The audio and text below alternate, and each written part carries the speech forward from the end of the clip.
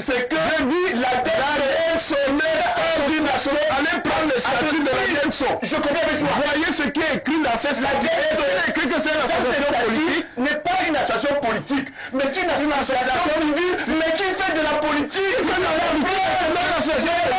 Ça veut dire que qui fait partie de l'association, une association qui n'est pas organisée pour la politique. Il n'y a qu'un seul parti politique comme le MRC capable de déclencher un véritable tremblement de terre sur un plateau de télévision. Quand le parti de Maurice Kamto donne un coup de pied dans la fourmilière, l'ouragan se déchaîne et laisse les autres se déchirer dans une grande cacophonie. Regardez l'attitude zen de Roger Justin Noah sur le plateau, assis entre le professeur Ouonangini et le professeur Kouvondor. Il est silencieux, tandis que tout autour de lui s'agite l'esprit stoïque du MRC. Laissez raconter ce que vous racontez. Nous parlons au téléspectateur. Je dis, vous en plus, vous n'êtes pas un simple juriste. Vous êtes un spécialiste de sociologie juridique. Je ne peux donc pas vous laisser. Je ne peux donc pas vous laisser. Purement intellectuel, retrouvons-nous à l'université, nous allons débattre. Nous parlons de choses intellectuelles. Vous voyez donc qu'il est dans la manipulation. Parce qu'il fait le débat politique. Le débat politique est libre de toute règle. Le débat politique ici est règle de toute substance logique. Le débat politique est libre de toute réalité.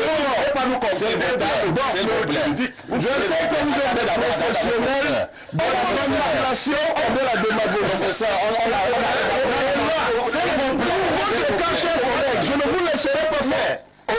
Parce que vous êtes professeur. On peut ne pas être commerçant et accomplir les actes de commerce. Et nous disons même à vous de le constater si c'était même le cas. La Denso, je dis il y a des institutions compétentes pour le faire. Le juge constate. Si vous êtes mais vous faites donc voilà, attendons de voir si le juge va devoir constater. Ça c'est un autre débat. Depuis que ce parti politique a décidé de porter plainte contre les membres du Conseil constitutionnel, c'est une véritable cacophonie médiatique où tous les débats télévisés ne parlent que de cette affaire. Cela prouve sans contexte que le MRC est le véritable chef d'orchestre du débat politique au Cameroun.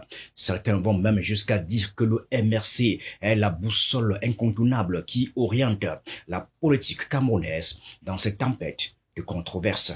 Depuis 2018, le Conseil constitutionnel n'a jamais été autant sous les projecteurs avec la plainte du MRC contre son président Clément Atangana et deux autres membres. C'est une occasion en or pour discuter de cette institution et de ses missions. Mais avant d'aller plus loin dans notre réflexion, examinons ce que la loi stipule sur le rôle des membres du Conseil constitutionnel. Les membres du Conseil constitutionnel doivent s'abstenir de tout ce qui pourrait compromettre l'indépendance et la dignité de leurs fonctions. Ils s'interdisent, en particulier pendant la durée de leur fonction, de prendre une position publique ou de consulter sur des questions ayant fait ou étant susceptibles de faire l'objet de décisions du Conseil constitutionnel, de plaider ou de participer à un arbitrage, d'occuper au sein d'un parti ou d'une formation politique, d'une association partisane ou syndicale, tout poste de responsabilité ou de direction et, de façon plus générale, de faire apparaître de quelque manière que ce soit leur appartenance politique ou syndicale. D'exhiber ou de laisser user de leur qualité dans des entreprises financières, industrielles, commerciales ou dans des exercices des professions libérales ou autres, et d'une façon générale, d'user de leur titre pour des motifs autres que ceux relatifs à l'exercice de leur mandat. Ils sont astreints à l'obligation de réserve et de discrétion professionnelle même après la cessation de leur mandat. Se présentant comme le protecteur des droits et libertés et gardien de la Constitution, le Conseil constitutionnel reste pourtant largement méconnu du grand public au Cameroun. Contrairement à la réputation flatteuse qui l'entoure, il ne possède pas toutes les qualités qu'on lui prête habituellement. Dans un pays qui aspire à la démocratie et qui se fonde sur les normes d'un état de droit, le respect de principes et des règles est essentiel. Cependant, un examen approfondi révèle un constat alarmant. Peu d'éléments épargnent le Conseil de la disgrâce. En effet, il peine à remplir les conditions nécessaires pour justifier son rôle en tant que garant de la constitutionnalité des lois. Nous naviguons dans un juridisme créé par l'environnement, par la culture politique de notre pays. C'est ça. Ça ne peut pas être autrement. Je vais vous expliquer. D'après moi, lorsque quelqu'un a parlé de Laurent Fabius, qui est président du Conseil constitutionnel, je peux vous assurer que en aucun moment on ne soupçonnera Laurent Fabius d'avoir prononcé une décision parce qu'en tenant compte de son étiquette politique. Jamais. Bravo. On a parlé du cas des États-Unis. Que ce soit un démocrate, un président démocrate qui est nommé un président de l'équivalent du Conseil constitutionnel chez nous, ou un président du parti républicain, il ne sera jamais soupçonné d'avoir pris une décision en fonction de son étiquette politique. Mais tout simplement, chez nous, nous n'avons pas la même maturité politique. Nous n'avons pas la même culture politique. Nous n'avons pas encore, je peux dire, nous n'avons pas encore cette capacité de nous démarquer, n'est-ce pas, de notre sensibilité idéologique et politique pour pouvoir se comporter en fonction de la casquette que la nation nous doit. Il n'est pas surprenant dans un pays qui semble avoir été durablement marqué par le terme gouvernement des juges d'avoir un conseil constitutionnel constitué de membres plutôt que de véritables juges. Ainsi, il n'est guère étonnant de constater que ces membres se démarquent davantage par leur proximité avec le pouvoir politique que par leur qualification en matière de droit constitutionnel. Compte tenu donc de cet environnement, où il n'y a pas encore une démarcation possible entre votre sensibilité politique idéologique, entre vos origines culturelles, ethniques même je dirais, il sera difficile que nous ne puissions pas soupçonner ceux qui sont à certains postes de partialité. Vous voyez, lorsque le président de la République nomme les membres de l'ECAM, du premier au dernier, il nomme les membres du conseil électoral, du premier au dernier, ces gens viennent de quelque part, c'est-à-dire idéologiquement parlant, politiquement parlant, ils viennent de quelque part. Et on s'est toujours demandé de quel droit, je dis bien de quel droit, quelqu'un qui est supposé candidat à une élection, nomme tous ceux qui vont dire s'il a été bien élu ou mal élu. C'est pas possible. Parce que nous n'avons pas encore cette démarcation. Ça, c'est un autre débat, Xavier. Que vous voulez, Ça, c'est la dictature. Non, mais c'est pas un autre débat. On est en plein dans le vrai débat. On est en plein dans le vrai débat. Bien que les cours constitutionnels ou suprêmes à l'étranger ne soient pas à l'abri des critiques de toutes sortes, le Conseil constitutionnel camerounais se distingue par un véritable festival de défauts, le rendant presque irréprochable en tant que cours constitutionnel. Certains s'en réjouissent même, brandissant fièrement leur lutte contre le gouvernement des juges. Le contrôle minimal exercé par le Conseil depuis 2018 sert les intérêts du personnel politique qui conserve ainsi un pouvoir sans partage sur ses activités. Les membres du Conseil constitutionnel sont nommés et cette nomination est légale, mais elle pose un problème de légitimité. Dans la mesure où, quand vous convoquez le profil des personnes qui ont été nommées au Conseil constitutionnel, ce sont pour la plupart d'anciens apparatchiks du pouvoir et pour d'autres d'apparatchiks du parti au pouvoir. À partir de ce moment, la nomination n'altère nullement la conviction. Dès lors, compte tenu de l'importance de cette institution, qui est quand même garante de veiller au respect des constitutionnalités, mais davantage qui proclame les résultats de l'élection par singerie républicaine, tout au moins ça. Ces personnes... C'est pas fort là, avant. Je parle de la singerie républicaine Ouais, pour dire... c'est quand même injurieux. Non. Tout à l'heure, vous n'avez pas accepté qu'on vous traite d'église des réveils. Non. Mais là, c'est quand même une...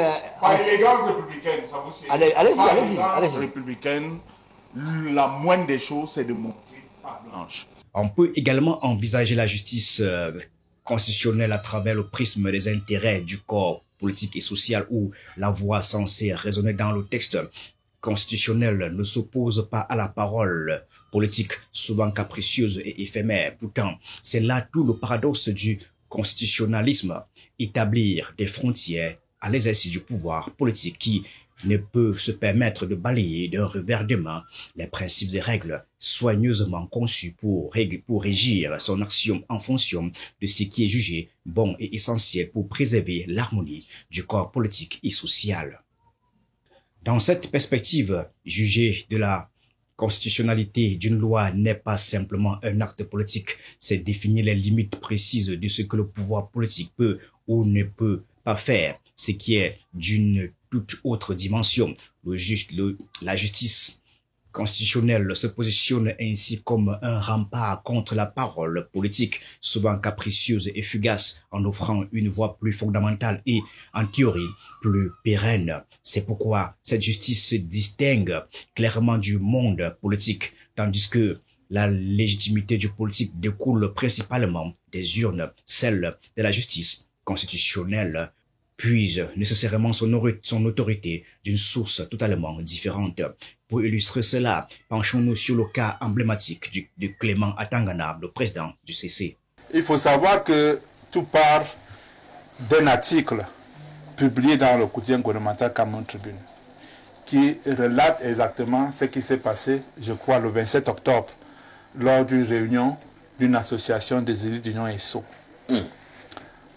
D'ailleurs, pour le rappeler, c'est lors de ces assises-là que le DGSN s'est en pris à son collègue des travaux publics. Et le président... Il a parlé du mauvais état de route. Oui, disons ça comme ça. J'ai utilisé l'expression que j'ai voulu utiliser. Et le président du Conseil constitutionnel a assisté, a pris part à ces assises-là, d'un bout à l'autre, du début à la fin. Et à la fin de ces assises, il y a eu la lecture, signature et lecture d'une motion appelant à la candidature du président Paul Biya pour l'élection présidentielle de 2027. Tout part de là. Après plus de 22 ans de réflexion intense sur les conditions essentielles pour rendre la justice de manière véritablement légitime, en particulier dans le cadre d'une démocratie et d'un état de droit, le Cameroun a réussi à bâtir un véritable édifice de règles et de principes éprouvés. Hélas, ces fondations solides font cruellement défaut au Conseil constitutionnel. L'indépendance et l'impartialité face aux partis, aux affaires et aux intérêts extérieurs, la déontologie, le procès équitable et contradictoire, ainsi que l'art de l'argumentation judiciaire sont autant de piliers qui devraient soutenir notre système, mais qui semblent s'être évaporés dans les limbes du non-dit. Il s'agit ici du président du Conseil constitutionnel, le juge constitutionnel. C'est lui qui s'assure que les élections présidentielles se sont déroulées conformément à nos lois et règlements. C'est lui qui en proclame d'ailleurs les résultats, pareil pour les législatives. Il a une obligation d'impartialité. Il a une obligation de neutralité. Obligation de réserve, comme du professeur Nkou. Et cela doit se ressentir dans son vécu quotidien. D'où vient-il qu'il participe à une réunion où on appelle hautement au président à se présenter une élection présidentielle que lui, en 2025, est censé en programmer les résultats. Donc, par cela, il est immédiatement juge et parti. Il a failli à ses obligations, impartialité, neutralité, réserve. Même son démenti qu'il adresse à un droit d'une chaîne concurrente, qui d'ailleurs aussi a pris pour source d'information l'article paru dans le quotidien Cameroun Tribune. Face aux enjeux cruciaux de la justice constitutionnelle, des préoccupations qui, loin d'être nouvelles, dépassent de loin la simple plainte du MRC. Il est urgent et indéniablement dans l'intérêt public de faire éclater la vérité sur ces lacunes. C'est précisément pour ces raisons que Clément Atangana a pris l'initiative de rédiger un droit de réponse à Equinox Télévision, un acte qui ne peut être que salué comme un cri de ralliement pour la justice. Voici ce que le président Clément Atangana dit. Mbalmayo ne revêtait aucune connotation politique. J'ai été convié en simple qualité d'élite, c'est-à-dire un patriarche, membre du conseil des sages d'Adenso, qui répondait à l'invitation du président du dit comité. À l'occasion, notre président avait solennellement invité tous les fils et filles d'Union ESSO à prendre part aux travaux de l'Assemblée générale ordinaire de la dite association tenue le 27 octobre 2024 au chef-lieu du département en Balmayo, et les documents ci-joints le justifient clairement. Une déclaration du président du Conseil constitutionnel qui ressemble à une tentative de justification. Cependant, du côté d'Equinox TV, la lettre tant attendue n'a jamais fait son apparition.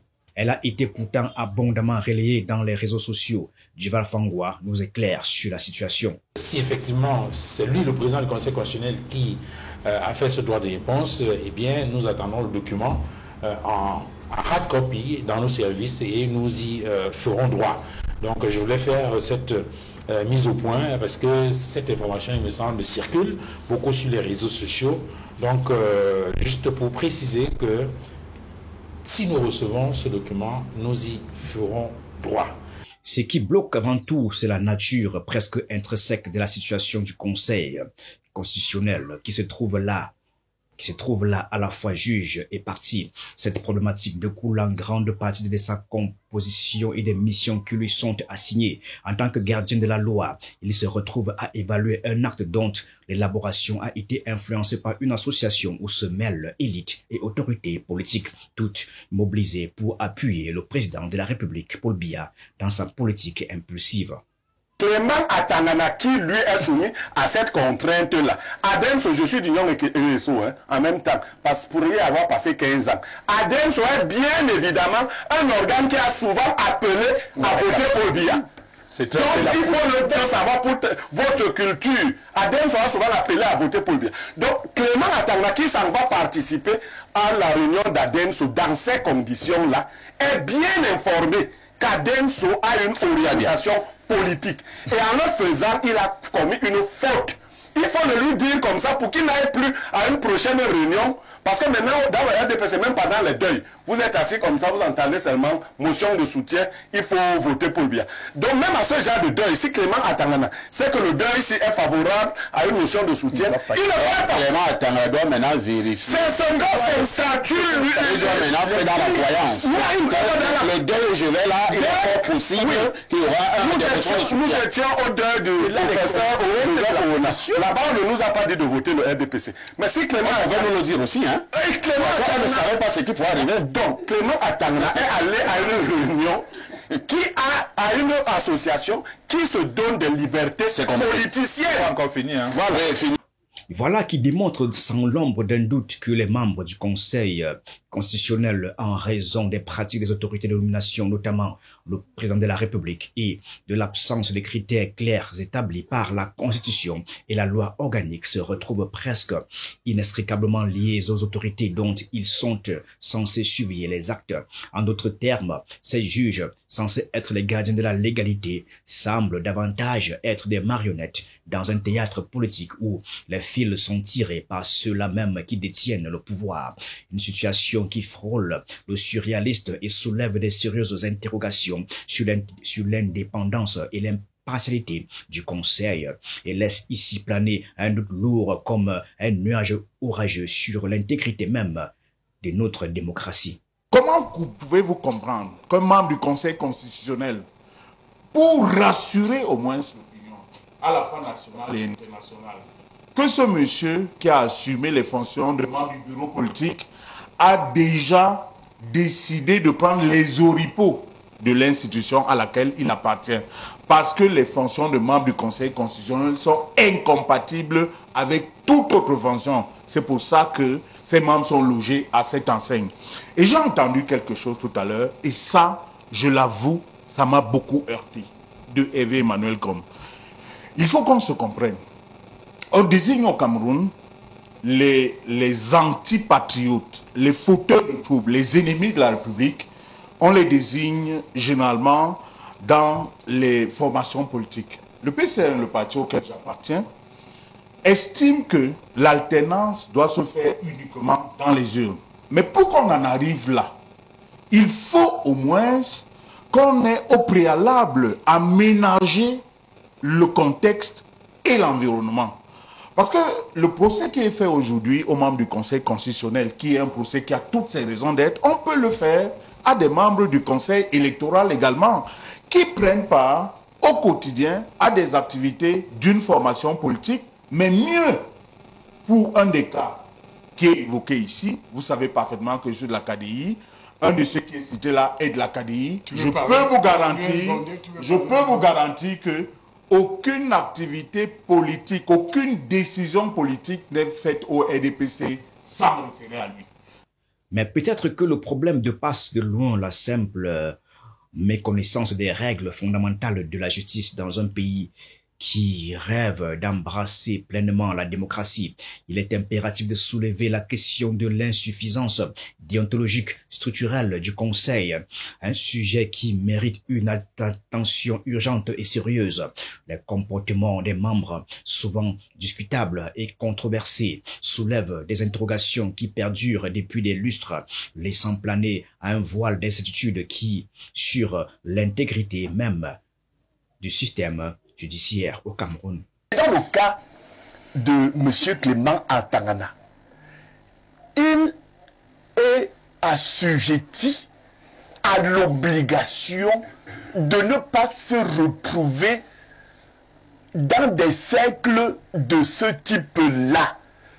Parce que, il faut qu'on le dise, lorsqu'on accepte certaines fonctions publiques, il y a des contraintes liées à cette... Ou alors, si on aime beaucoup l'Union ISO, on s'abstient d'être membre ou président du Conseil constitutionnel.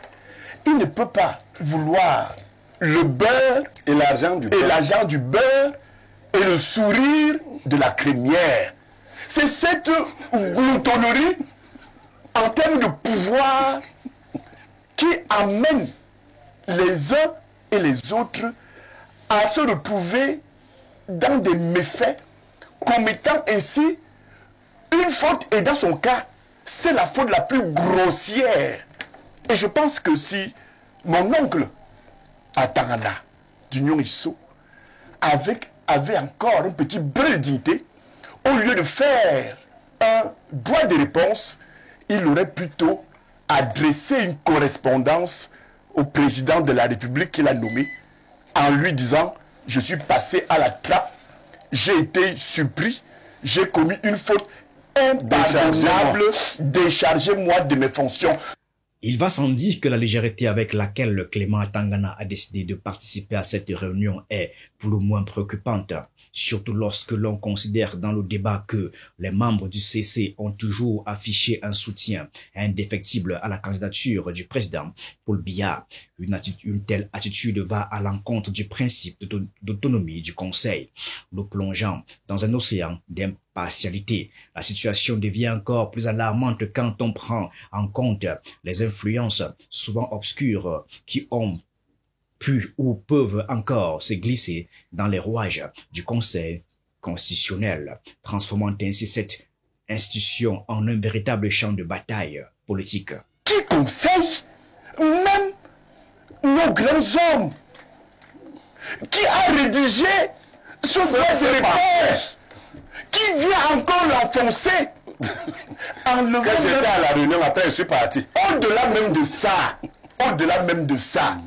dans ce droit de réponse, M. Clément Atangana dit ceci, au-delà de la motion du soutien adressée à un candidat, futur candidat, président de la République, mais c'est le summum du militantisme politique.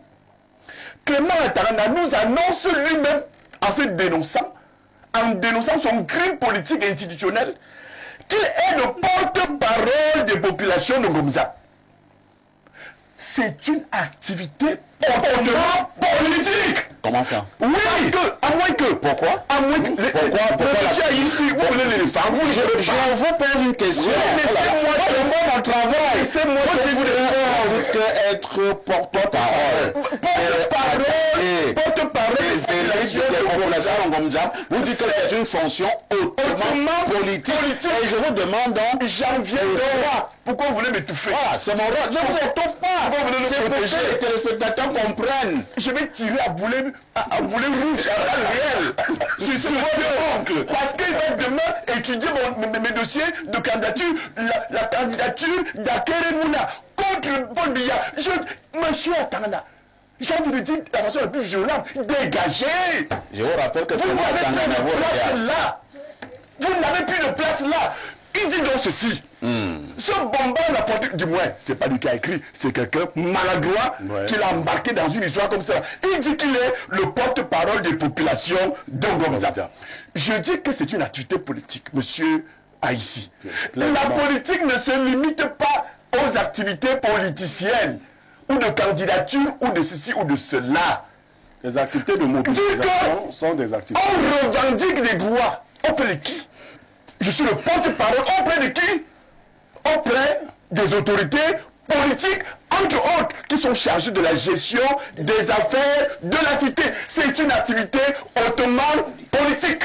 Souvent issus des rangs de la politique, les conseillers ne sont pas seulement mal préparés à la réflexion.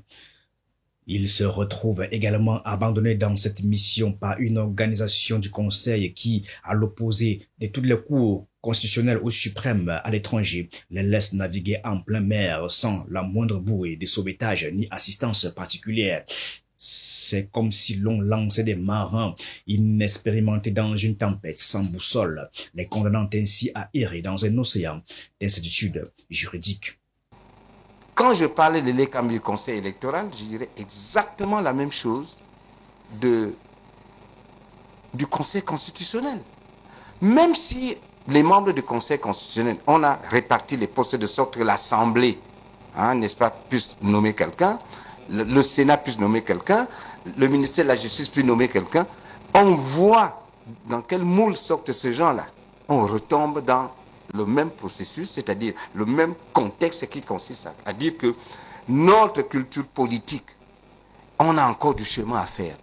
Mais pour que ce chemin ne puisse pas rester stagnant, qu'on ne fasse pas de surplace, il faut qu'il y ait une évolution. Il faut qu'il y ait une évolution. Cette évolution, à l'heure actuelle, nous constatons, je constate que les pas n'ont pas été, on n'a pas marqué des pas, on n'a pas franchi des pas. Parce que quelqu'un a prononcé le mot de parti-État. Ce n'est pas faux. Dire qu'il y a un parti-État, ce n'est pas faux. Ce n'est pas non plus faire un jugement préjudiciable. Non, c'est la vérité. Parce que si vous prenez un ministère, je peux vous assurer qu'il n'y a pas un directeur à quelque niveau que ce soit qui n'ait pas une carte du RDPC, qui n'a pas un tissu, un pain du RDPC. Non, ça je peux le dire. Nous plongeons ici dans l'arène du débat contradictoire où les idées s'affrontent. La politique, le politologue Owanangini se dresse prêt à défendre le président du Conseil constitutionnel contre les assauts virulents qui le ciblent. Orateur enflammé, il ne recule devant rien pour contrer les critiques acerbes. Il est sûr de rétablir la vérité. En tant que professeur de droit, il manie son savoir.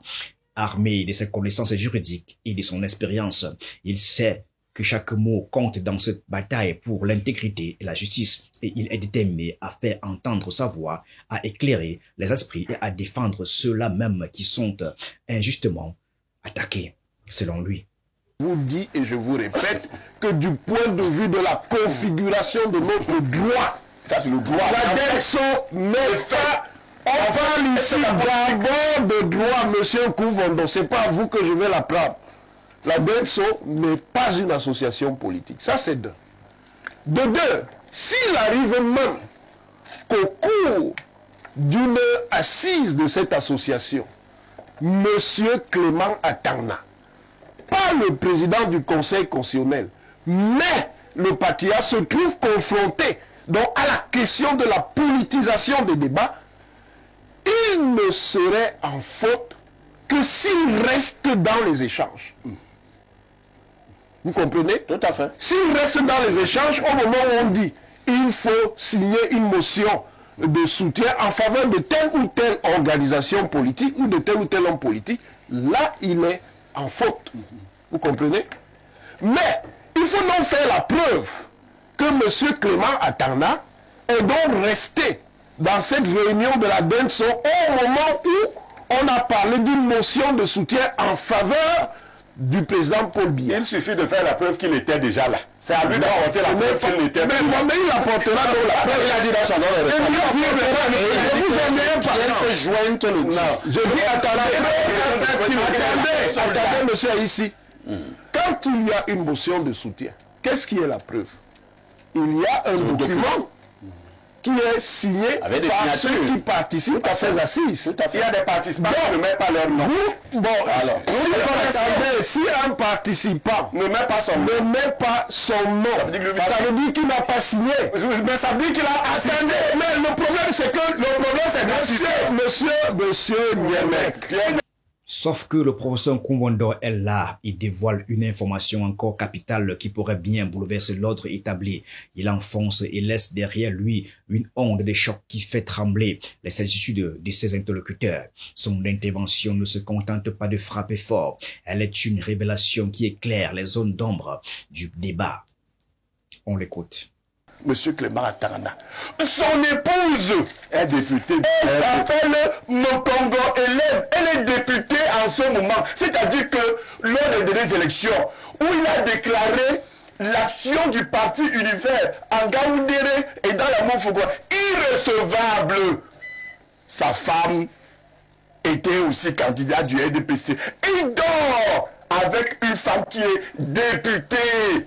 RDPC, même c'est MNC, même c'est univers, peu importe. Mais il n'a pas à avoir une épouse qui est une femme politique. Cela veut dire que lorsqu'il est désigné par le président de la République comme président du Conseil constitutionnel, la première chose qu'il doit faire, l'élégance institutionnelle, l'élégance politique, on a demandé que ça devrait exiger dire à son épouse, ma chérie, démissionne. Nous avons à choisir entre la grosse mangeoire, du Conseil constitutionnel et la petite mangeoire de députés. C'est compris, professeur.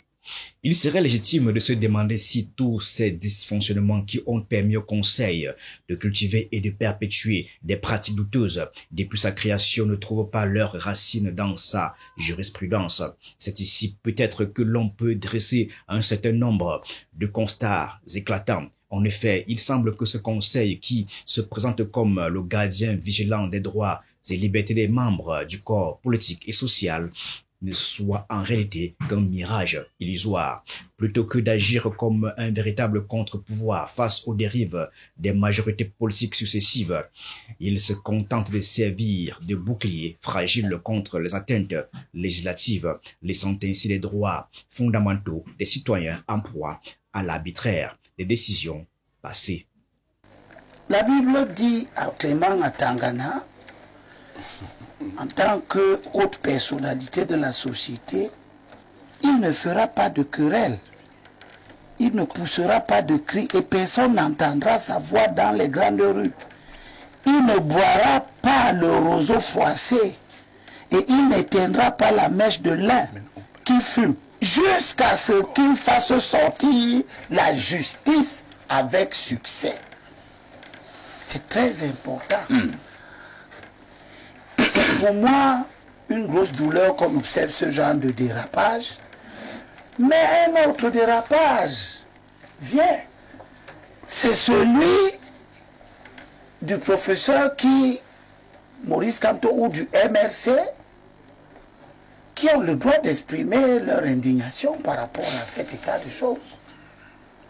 Mais qui pensent que la bonne stratégie, ce serait de mener un combat d'arrière-garde, c'est-à-dire un combat qui n'aboutira pas, comme si ils ne connaissaient pas la nature des institutions, leur dysfonctionnement, leur imbrication qui font que ce n'est pas le tribunal de première instance. Donc, Maurice Kamto veut juste qu'on parle de lui, comme je suis mal à l'aise parce que, à sa place, on aurait fait une réaction typiquement politique, mais il veut faire une réaction judiciaire. Très bien. Et qu'est-ce qui les interdit de le faire? Merci. Hein. Comme toujours, je dis que tout est permis. D'accord. Malgré les avancées notables offertes par le contrôle de constitutionnalité, il faut bien reconnaître que la véritable force du Conseil à opposer la Constitution face aux excès de pouvoir politique est plutôt faible.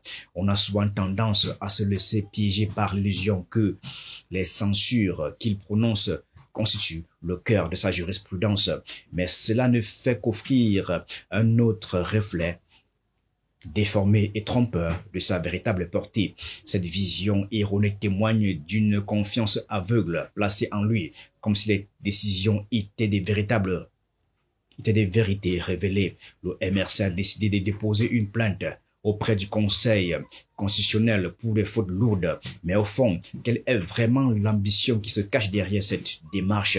Est-ce une quête de justice ou simplement un coup d'éclat dans le grand théâtre politique? Je mets déjà des doutes sur le fait que les fautes que j'ai dénoncées ici soient constitutifs de quelque infraction pénale que ce soit. On porte donc plainte.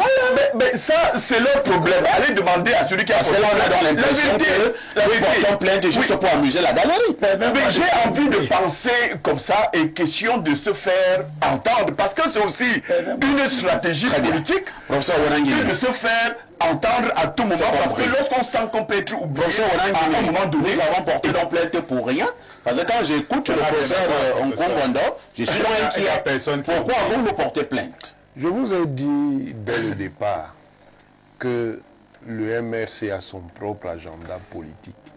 Et dans cet agenda, il y a une logique. Ça fait partie du rapport de force politique qui consiste à faire pression sur les institutions qui vont jouer un rôle important dans le processus électoral. Vous voyez les récriminations fondées ou non fondées contre Elections Cameroun. Maintenant, ce sont les membres du Conseil constitutionnel qu'on attaque parce que vous savez dans quelle position inconfortable le leader du MRC a mis son parti. Donc maintenant, il faut donc qu'il trouve les éléments de justification quand demain il va faire face à des situations difficiles du Conseil constitutionnel. Donc il est en train de faire pression en pensant, mais je crois que ça aura l'effet contraire. En faisant cette pression-là, il assouplira leur position. Si le fait de censurer une loi revêt une importance capitale en matière de respect de textes constitutionnels, il ne faut pas sous-estimer l'impact tout aussi monumental de sa validation.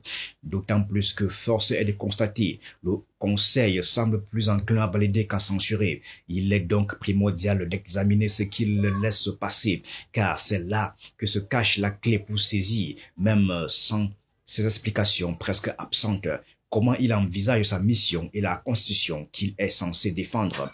Cette opacité et des questions sur la nature même de son rôle dans notre démocratie. Dans cette histoire-là, s'il vous plaît, nous donnons trop de temps. Parce que quand on nous finit par nous dire, ouais, on a inscrit 20 millions de personnes. Et là, tu vas sursauter, mais tu es d'accord avec moi, nous en avons parlé, même si tu n'as pas le courage de le dire en public. Vous allez au carrefour de Koti, vous mettez les choisibles, vous faites inscrire du tout venant, en sachant qu'ils ne vont même pas trouver leur carte d'électeur, parce que ce jour, vous viendrez devant le Conseil constitutionnel faire de la gesticulation en disant pièces numérotées qui n'étaient que des copies, des photocopies. Merci, c'est compris. Les gens n'ont pas voté. Non, je termine là-dessus en disant un peu de sérénité. Allons aux élections. Arrêtez de faire le procès des Camerounais. Nous tous, nous sommes des Camerounais. Si tu penses que je suis incapable de défendre la République par courtisanerie ou bien par partialité militante, c'est une injure que tu ne dois pas continuer à professer. Moi, j'ai confiance à ces personnes et je pense qu'elles ont prouvé jusqu'à présent qu'elles peuvent assumer leurs fonctions avec honneur. Et je ne comprends pas l'agitation, cette tempête dans un verre d'eau qu'on crée autour de ça. C'est compris. Le discours et la communication du Conseil nourrissent sa légende au Cameroun, soutenue par des hommes politiques habituellement peu enclins à la critique et par une doctrine universitaire qui semble plus préoccupée à collaborer avec le Conseil qu'à l'examiner avec un regard de savant critique. Mettre en lumière le Conseil et son rôle dans le paysage politique actuel représente une occasion en or de réinventer la justice constitutionnel au Cameroun.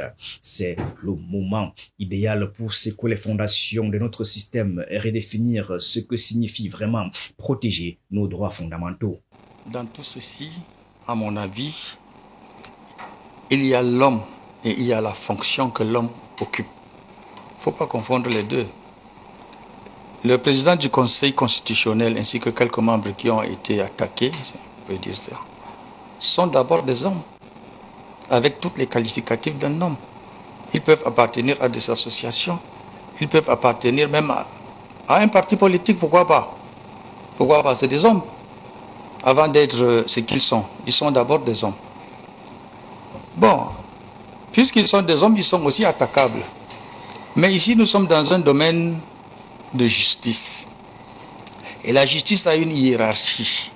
Et la plus haute hiérarchie de la justice, à ma connaissance, c'est le Conseil constitutionnel. On ne peut s'empêcher de rêver d'une justice constitutionnelle incarnée par une instance qui ne serait en aucun cas juge et partie, mais bien un phare d'indépendance, d'impartialité et de déontologie.